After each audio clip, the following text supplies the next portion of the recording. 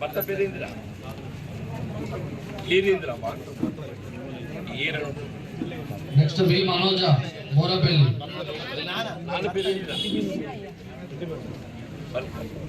వి మనోజ మోరపల్లి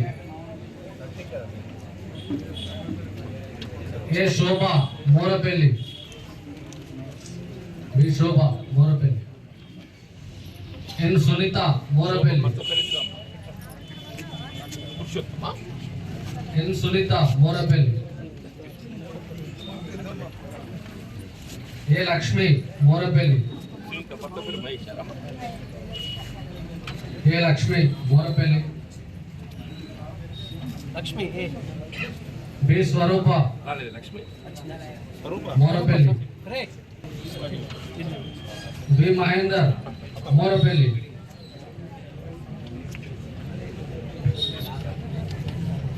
ఏ Pradeep Kumar Morapalli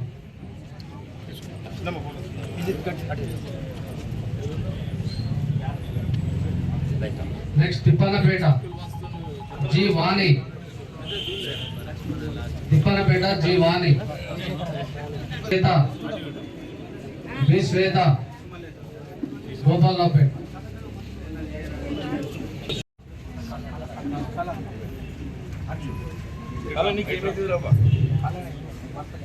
Habsipur Habsipur next G Rakesh Habsipur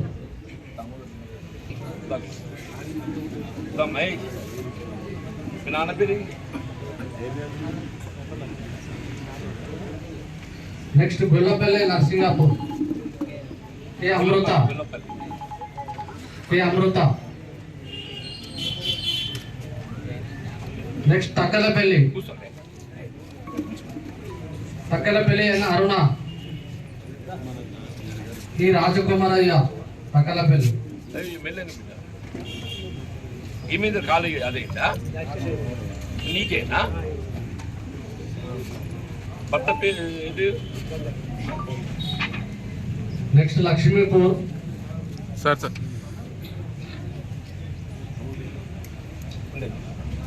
Takkalapalli ఈ రాజు ఏ Lakshma Reddy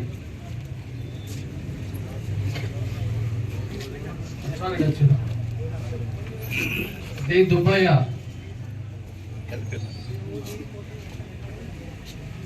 B Narsaiah Lakshmipur Nagesh నాన్న పేరు బాబు నెక్స్ట్ అంతర్గాం ఏ శ్రీజ అంతర్గాం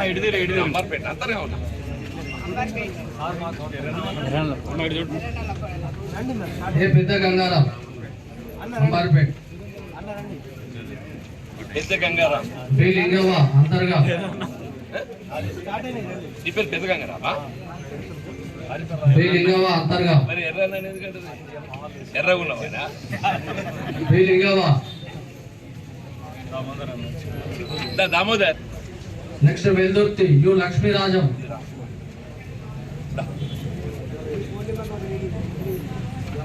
ఏ పేరు నెక్స్ట్ పెరకపల్లి సి నవీన్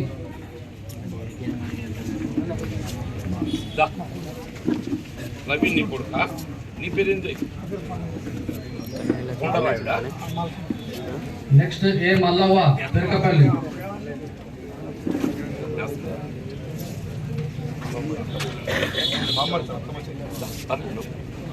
మల్లవ్వ ఏమైతే నెక్స్ట్ మోరపల్లి ఏ రాజగంగు మోరపల్లి మారుతున్న కాలానికి అనుగుణంగా తదుపరి ఏ ప్రభుత్వం వచ్చినా ఆరోగ్యశ్రీని కొనసాగిస్తున్నారు.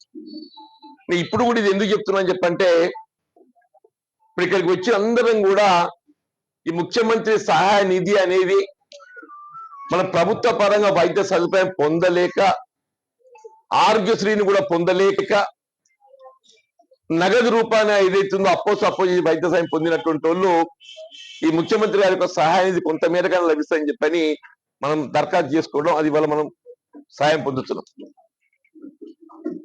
ఆరోగ్యశ్రీలో సౌకర్యం ఉన్నటువంటి ఒక బీమార్ ఏదైనా కానీ భవిష్యత్తులో అందరూ చెప్తున్నాబ్బా, ఆరోగ్యశ్రీలో ఏదైతే వైద్య సదుపాయం పొందే అవకాశం ఉంటుందో అది పొందడం మన హక్కుగా భావించాలి. ఆరోగ్యశ్రీలో వైద్య సదుపాయం పొందలేనప్పుడు మాత్రమే మన నగదు రూపాయన ఏదైతే ఉందో అప్పో చేసి బీమారి పోవాలి. ఆరోగ్యశ్రీలో ఉన్నటువంటి దాన్ని కూడా ఏదైతుందో ఈ అప్పో చేసి నువ్వు వైద్యం చేసుకుంటావు కదా, ప్రభుత్వంగా వచ్చే సహాయం అనేది మనకు కొంత మీదకి వస్తుందో చాలా వస్తుంది. రూపాయి ఖర్చు వస్తే మనకు వచ్చేది చాలా వస్తుంది. ఆ భారం అయితే ఏదైతే ఉందో మన భారం పడుతుంది కదా. కాబట్టి దయచేసి మీకు అందరూ చెప్పేది, వీళ్ళు ప్రజాప్రతినిధులు సరే, మనం ఎవరు ఏ హోదాలో ఉన్నా కానీ నాకైతే 4 దశాబ్దాలకి వెళ్ళి మీకు అందరికి అందుబాటులో ఉంటున్నా, నేను నాతో చేతనైన సహాయం చేస్తున్నా. నేను వైద్యానికి సంబంధించి అది ఏ దవాఖాన కానీ అవ్వా, అది ఏ బీమారైనా కానీ అవ్వా, సాధ్యమైనంత తక్కువలో ఆర్థిక భారం లేకుండా మీకు వైద్య సదుపాయం కల్పింపజేయడం, ఆ ప్రయత్నం చేయడం నా బాధ్యత భావిస్తాను అంట. అది ఎవరైనా కానీ అంటున్నాను. వీళ్ళ చిన్న పిల్లలు ఉంటారు ఉదాహరణకు, మన చిన్న పిల్లలు అనగానే ఏదైతుందో బాగా అంటే దక్కించుకోవాలని చెప్పని ఎంత పుట్టినప్పటికి వెళ్ళి ఆ డబ్బాలలో పెడతారు, ఇంక్యుబేటర్లో పెడతారు. నేను ఒక పేషెంట్ చూసాను, ఒక తల్లిని చూస్తాను, ప్రస్తుత పాప 1 కిలో 75 గ్రాములు ఉన్నది. అంటే 2 కిలోల కంటే పావు కిలో తక్కువ, కిలో 75 గ్రాములు 750 గ్రాములు ఉన్నది. ఆ డబ్బాలలో పెట్టారు. వాళ్ళు పూర్తి పేదవాళ్ళు.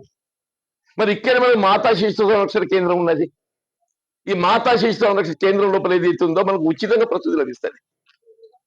ప్రసూతి అనేది మనకు ఉచితంగా లభిస్తుంది. చిన్నపిల్లలకు సంబంధించి కూడా ఏదైతుందో అక్కడ సదుపాయం ఉన్నది. మనం ఏదైతుందో భయంతో ఏదైతుందో ప్రైవేట్ ఆసుపత్రి పేరు. జగిత్యాల పట్టణంతో పాటుగా జగిత్యాల పట్టణం మరియు గ్రామీణ మండలానికి చెందినటువంటి వివిధ నిరుపేద వర్గాలు వాస్తవంగా వైద్యం అనేది మన ప్రభుత్వ పరంగా వైద్యం సదుపాయం పొందాలి లెక్క ప్రకారంగా. కానీ వీళ్ళ ప్రభుత్వ ఆసుపత్రుల్లో మనకు కావాల్సినటువంటి ఒక వైద్య సదుపాయం పొందలేక ఈ తప్పనిసరి పరిస్థితి అయిపోయి ప్రైవేట్ ఆసుపత్రులు, కార్పొరేట్ ఆసుపత్రులు పోవడం, మనకు ఆర్థికంగా భారం కావటము,